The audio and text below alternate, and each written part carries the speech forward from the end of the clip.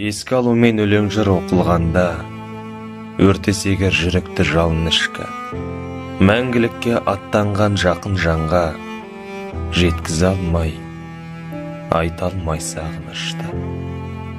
Жақсы жанның дәріктеп жүрген көшін, өмір жолын ұрпаққа құрыптауға, көз алдынан өшірмей нұр бейнесін, ұлы жанды тиіс біз ұмытпауға.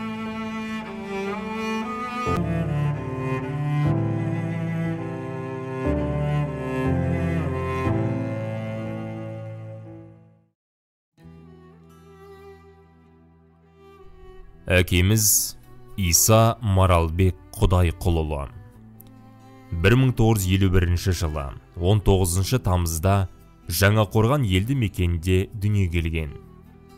1958 жылы нөмірі 51 қазақ орта мектебіне барып, 1967 жылы бітірген.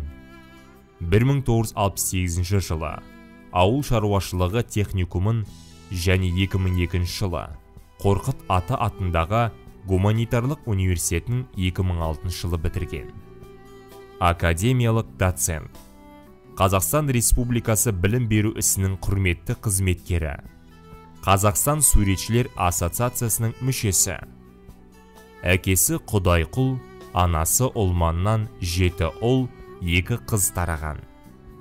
Әкеміз екінші перзенті болған. 1974 жылы 24 қазанда жұбайы Жүсіпова Дәмеш Дүйсенбай қызымен отау құрады. Дүниеге 3 қыз, 2 ұл алып келеді. Еңбек өтілімін күріш ақтау зауытында 1976 жылы наурыз айынан бастап 1992 жылға дейін суретші қызметін атқарады.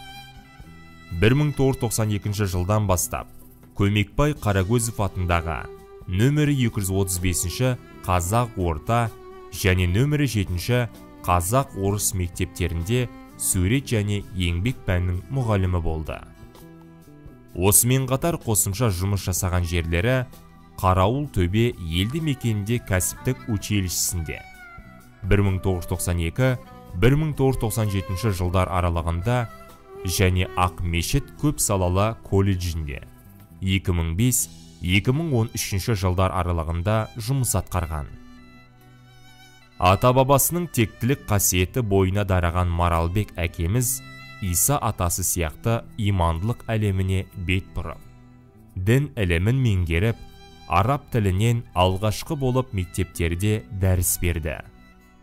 Оның оң сапар тілеп араб тілімен жазылған бой тұмарларын мойнына таққан 3 шет елді ғарышкер, ғарыш әлеміне еркін самғап, сапарларын сәтті аяқтап қайтты. 19 шет мемлекетте қолөнер туындыларын сыйлаған қолтаңбасы бар өнерпаз азамат. Құдайқұл әкесіндей ұстаздық жолға түскен ол, ұзақ жылдар тәуелсіз еліміздің тірегі болар өміршен ұрпақты біліммен өнерге баулып келді.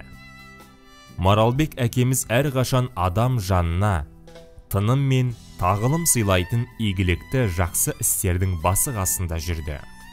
Қызылорданың солтүстік шығыс жақ бетінде 60 километр қашықтықта Үштаған деген қасиетті жер бар. Бұл Үштаған көне тарихи деректерде қиссалар мен жыр дастандар жазылғандай ғажайып түрде орналасқан, биіктері бірдей үлкен 3 төбе геометриялық 3 бұрыш құрап тұр.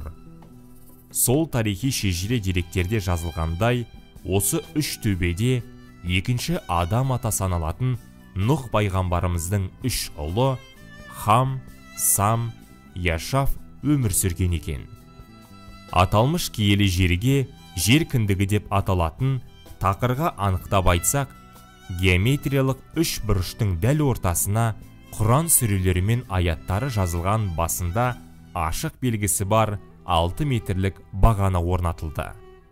Осы бағанада Құран сүрелері мен аяттарды әкеміз Маралбек өз қолымен өрнектеп ойып, әлемдік үлгімен жазған. Көмекбай Қарагөзов атындағы нөмірі 235 қазақ орта мектеп лицейі 2021 жылдың 29 қазанында қолтаңбасы ғарышта кабинетте ашылды. Маралбек әкеміздің ғибратты сөздері ұрпаққа үлгілі өнеге. Әкеміз жаны жайсан, ашық, кең жүректі, жүзінен нұр төгілген адам болатын. Асыл анамыз Дүйсенбай қызы Дәмешпен адал жар, балаларының асқартау әке, туыс бауырларына ең бауырмал, қамқоршы аға, немере жиендерге ең керемет ата, кішіпейірлікпен қарапайымдылықты бойына сіңірген жандардың бірі болды. Бүгінде әкеміздің өткеніне 10 жыл толса да, ұрпақтары бір сәтте Асқартау әкеміздің жарқын бейнесін жадыларынан шығарған емес.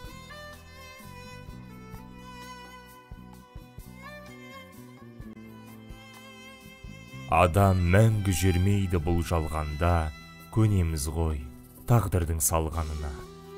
Көзімізге ып-ыстық жас келеді, әкешім, өзіңізді сағынып еске алғанда. Әкеме не жақсылық қылалам, барса екен сауап болып бір амалым, әкемді жәннат баққа кіргізші деп, әрдайым бір Аллаға дұғадам.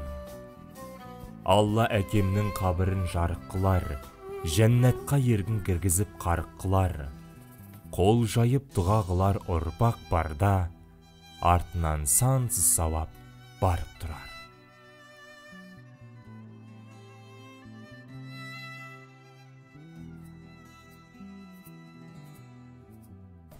Құрметті балалар, Қазақстан Республикасы өз тәуелсіздігін қай жылы алды?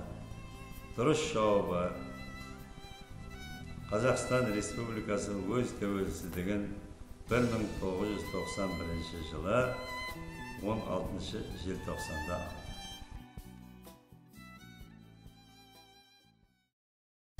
Көбекбай Қарагөзов атындағы нөмірі 235 мектепте білікті педагог, белгілі қолөнерші, қылғалам шебері Маралбек Исаев атындағы кабинет ашылды. Саналы ғұмырын ұрпақ тәрбиесіне арнаған ұлағатты ұстаздың есімін жаңғырту өнегелес. Маралбек Құдайқұлұлы тумысынан талантта, ерекше дарын иесі болатын, қолынан келмейтіні жоқ. Ұстаздықпен қатар сурет салуда, терилеп, ағаштан ойып, қолөнер бұйымдарын жасаумен айналысты. Бұл әке тәрбиесінен алған тәлімет. Әке жолын жалғаған Маралбек Көбекбай Қарагөзов атындағы номер 235 мектепте 30 жыл ұстаздық етті. Оқушыларды еңбекке баулып, сурет салуға машықтандырды. Бес аспап маманға арналған кабинеттің ашылу рәсіміне Маралбек Исаевтың туыстары мен әріптестері, кезінде тәлім алған шәкірттері қатысып, естеліктерімен бөлісті. Мен әрқашан өзім ойлайтын, осы бауырларым ішінде әкем сияқты біреу ұстаз болса, болмады екен деп. Өйткені әрқайсысы әр мамандық таңдадық. Кейін енді мәкең ұстаз болған кезде мен қуандым. Бірақ дәл қазір енді өзі кетсе де Алла тағала артында ұрпағына, бала шағасына, бізге бауырларына осындай ізгі жаңа тірліктерімен, іс-шараларымен, онсыз мына мектептің ұжымына да, директоріне де, осы істің басында жүрген мұғалімдердің бәріне мен басымды иіп тұрып рахметімді айтамын. Алғысым шексіз. Артында із қалдырды. Сол үшін мен мақтанам осындай бауырым болғанына. Жаңадан жабдықталған кабинетте шебердің қолынан шыққан сан түрлі туындылары, көздің жауын алатын қолөнер бұйымдары мен жетістіктері қойылған. Бұл әрине өскелең ұрпақ үшін тағылымды тәрбие бастауы. Әріптестері Маралбекті 10 саусағынан өнер тамған хас шебердің нағыз өзі деп еске алады. Қазақтың ұлттық қолөнері қандай болу керек және қай жағынан?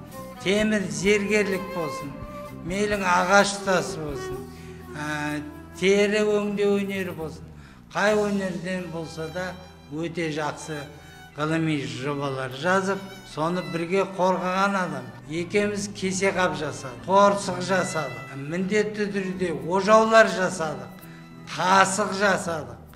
Енді біздің ең үлкен осы мектепте неғып жүргенде қазір музейдің есігі, ағаш есік, соны жасадық, шаңырақ жасадық. Сол жөнінде үлкен мағлұматтарды оқушыларға беріп жүрміз. Қолөнер шеберінің құнды дүниелері республикалық, халықаралық көрмелерге қойылып, шетелдіктердің қызығушылығын туғызды.